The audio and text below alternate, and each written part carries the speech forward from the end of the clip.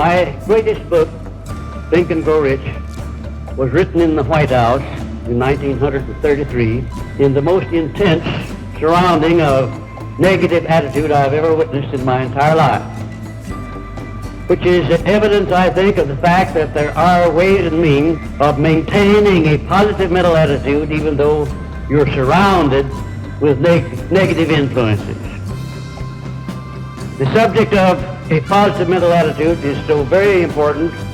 A positive mental attitude is a state of mind which the individual must create and maintain by methods of his own choice through the operations of his own willpower based on motives of his own adoption.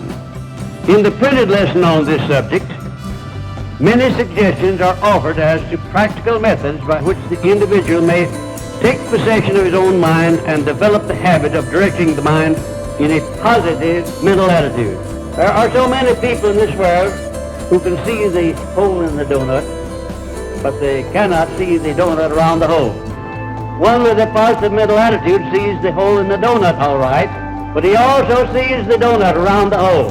Nothing constructive and worthy of man's efforts ever has been or ever will be achieved except that which comes from a positive mental attitude based upon a definite purpose and activated by a burning desire and intensified until the burning desire is elevated to the plane of applied faith.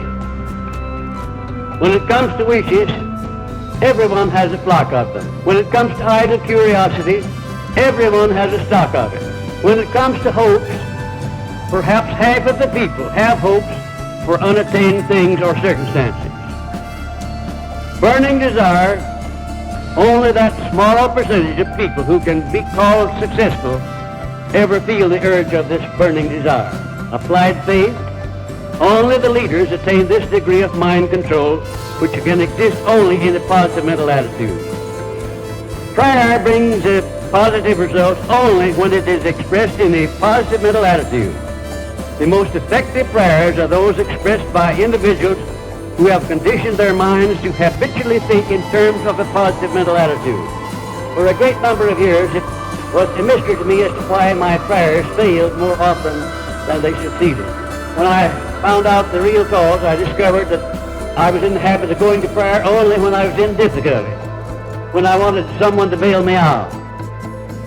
Later on, I learned that the best way to go to prayer is to condition the mind long before an emergency arises by expressing thanks and gratitude for the blessings you already had. The vibrations of thought sent out from the individual's mind carry with them to other minds the precise state of mind in which they are released, a fact well known to all master salesmen who have learned how to condition the minds of their prospective buyers before they meet them. Mr. W. Clement Stone has approximately 2,000 salesmen. They have learned the art of conditioning the minds of their prospective buyers by long before they interview him. That's an astounding thing. But I am sure that Mr. Stone's increase from $3 million of personal worth to over $100 million is due in the main to the fact that those salesmen have been trained to condition first their own minds to be positive, and then that vibration of their minds goes ahead and affects the minds of the prospective buyer. No one can successfully teach the science of personal achievement while in a negative mental attitude. No lawyer can convince a jury. No clergyman can inspire his parishioners. No speaker can hold and influence his audience without the aid of a positive mental attitude. And it has been said that the most successful doctors in all branches of therapy are those who treat their patients with a positive mental attitude. If the doctor went into the sick room in a negative mental attitude, there would be a chance on earth for him to do his patient any good. The subconscious mind of an individual can be educated to produce constructive results only when it is given instructions in a positive mental attitude. The subconscious mind responds most favorably and immediately to a burning desire backed by applied faith, faith followed by action.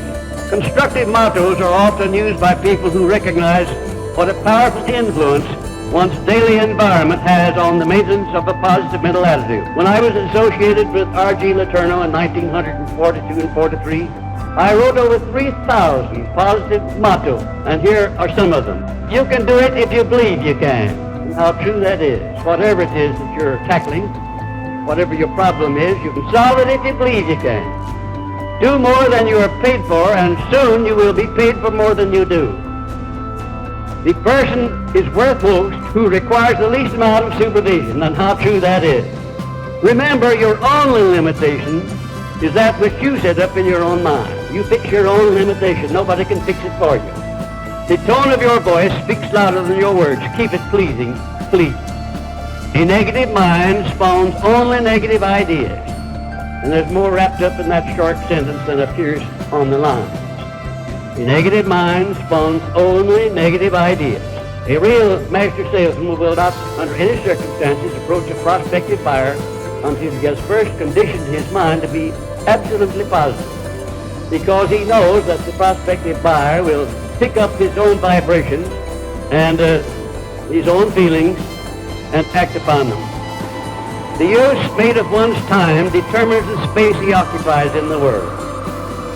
Time spent in silent thought may yield fabulous riches through the creation of sound ideas. A man is no bigger than the circumstances which he allows to worry him. Isn't that a marvelous thought? A man is no bigger than the circumstances which he allows to bother him. A closed mind stumbles over the blessings of life without discovering them. When the devil wants a job well done, he picks a disgruntled person to do the job. There isn't the slightest doubt in the world about the soundness of that. The man who can get the job done without alibis is on the sure road to success.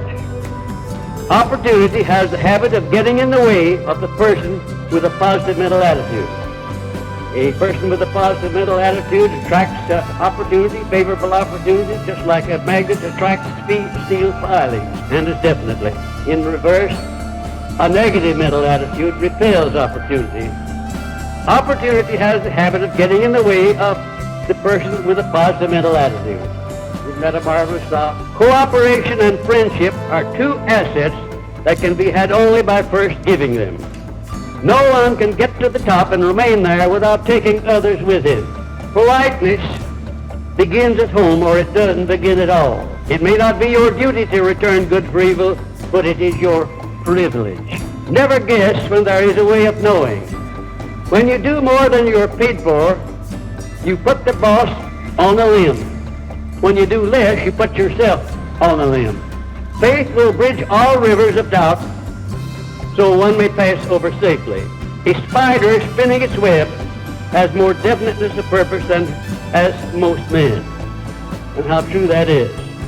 The transmutation must start with a positive mental attitude, because success, riches, and faith do not make bedfellows with a negative mental attitude.